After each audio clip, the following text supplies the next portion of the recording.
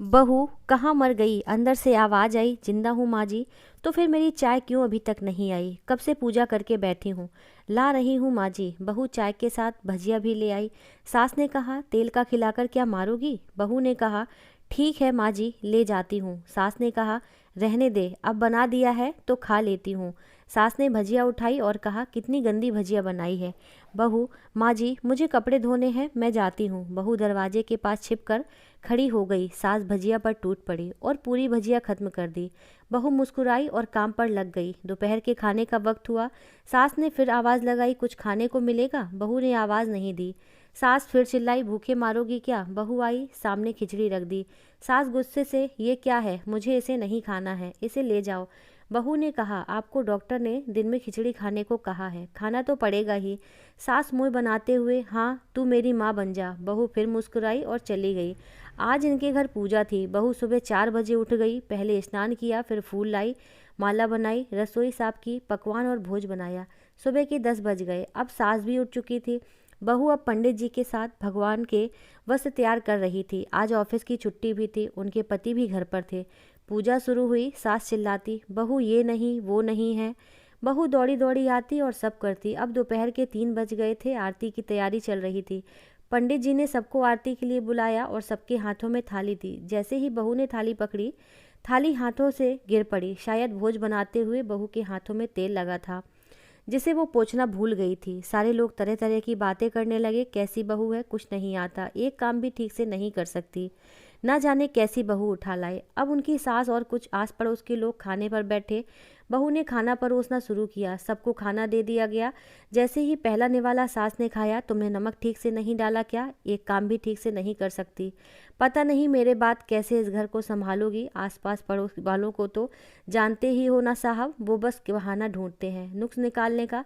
फिर वो अब शुरू हो गए, ऐसा खाना है, ऐसी बहू है, वो वगैरह वगैरह। दिन का खाना हो चुका था।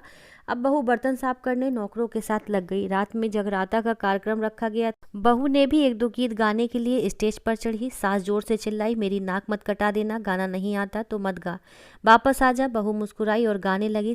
सबने उसके गाने की तारीफ की, पर सास मुंह फुलाते हुए बोली, इससे अच्छा तो मैं गाती थी जवानी में, तुझे तो कुछ भी नहीं आता। बहू मुस्कुराई और चली गई। रात का खाना खिलाया जा रहा था। उसके पति के ऑफिस के दोस्त साइड में ही ड्रिंक करने लगे। उसका पति चिल्लाता, थोड़ा बर्फ लाओ, तो सास चिल्लाती, यहाँ दाल नहीं है। फिर चिल्लाता, कोल्ड ड्रिंक नहीं है, पापड़ ले आओ।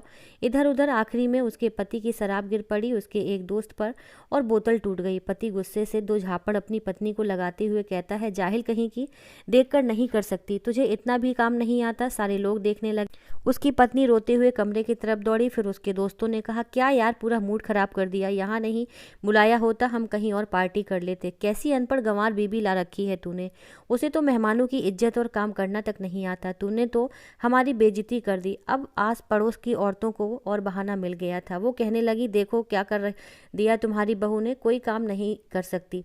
मैं तो कहती हूँ अपने बेटे की दूसरी शादी करा दो, छुटकारा पाओ इस गंवार से। सास उठी और अपने बेटे के पास जाकर उसे थप्पड़ मारा और कहा, अरे नालायक, तुमने मेरी बहू को मारा, तेरी हिम्मत कैसे हुई, तेरी दोनों टांगें तोड़ दूंगी। उसके बेटे के दोस्त कुछ कहने ही वाले थे कि उसकी माँ ने घूरते हुए कहा, चुप, बिल्कुल चुप, यहाँ दारू पीने आए हो, जबकि पता है आज पूजा है और तुम्हें पार्टी करनी है। कैसे संस्कार दिए हैं तुम्हारे माता पिता ने, और किसने मेरी बहू को जाहिल बोला? जरा इधर आओ, चप्पल से मारूंगी अगर मेरी बहू को किसी ने एक शब्द भी कहा तो। अरे पापी, तूने उस लड़की को बस इसलिए मारा है कि तेरी शराब गिर पड़ी। पापी, वो बच्ची सुबह 4 बजे से उठी है, घर का सारा काम कर रही है, ना सुबह से नाश्ता किया है, ना दिन में खाना खाया है, और किसने मेरी बहू को जाहिल बोला? जरा इधर आओ, चप्पल से मारूंगी अगर मेरी बहू को किसी ने एक शब्द भी कहा तो।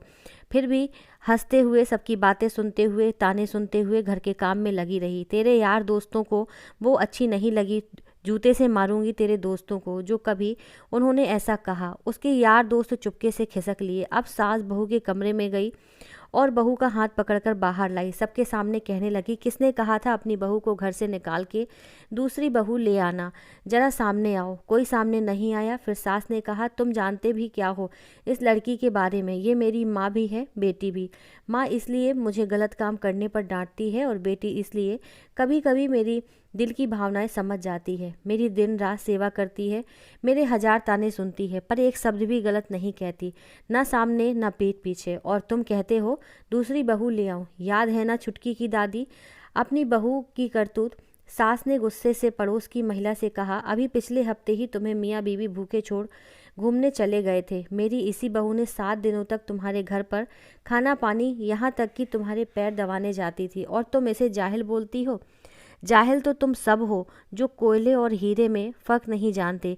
अगर आइंदा मेरी बहू के बारे में किसी ने एक लफ्ज़ भी बोला तो मुझसे बुरा कोई नहीं होगा, क्योंकि ये मेरी बहू नहीं, मेरी बेटी है। बहू सिसकियाँ लेते हुए फिर कमरे में चली गई।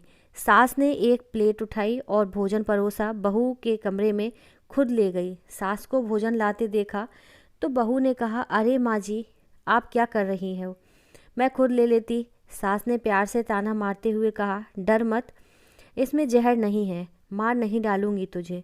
तुझे नई सास चाहिए होगी, पर मुझे अभी भी तू ही मेरे घर की बहू चाहिए है। बहू ने अपनी सास को रोते हुए गले से लगा लिया। सास भी रो दी पहली बार और कहा, चल खाना खा ले। फिर मजाक करते हुए कहा, फिर मेरे पैर दबाने चले आना, और ये ख्याल मत लाना कि सास पैर बोलती है, किसी दिन इसका गला दबा दूंगी, क्योंकि कभी मैं भी यही सोचती थी। दोनों खूब हंसने लगीं। दोस्तों, अगर आपको एक छोटी सी कहानी, सास बहू के प्रेम की कहानी अच्छी लगी हो तो वीडियो को लाइक कीजिएगा और चैनल को सब्सक्राइब ज़रूर कीजिएगा और कमेंट ज़रूर कीजिएगा कि ये कहानी आपको कैसी लगी।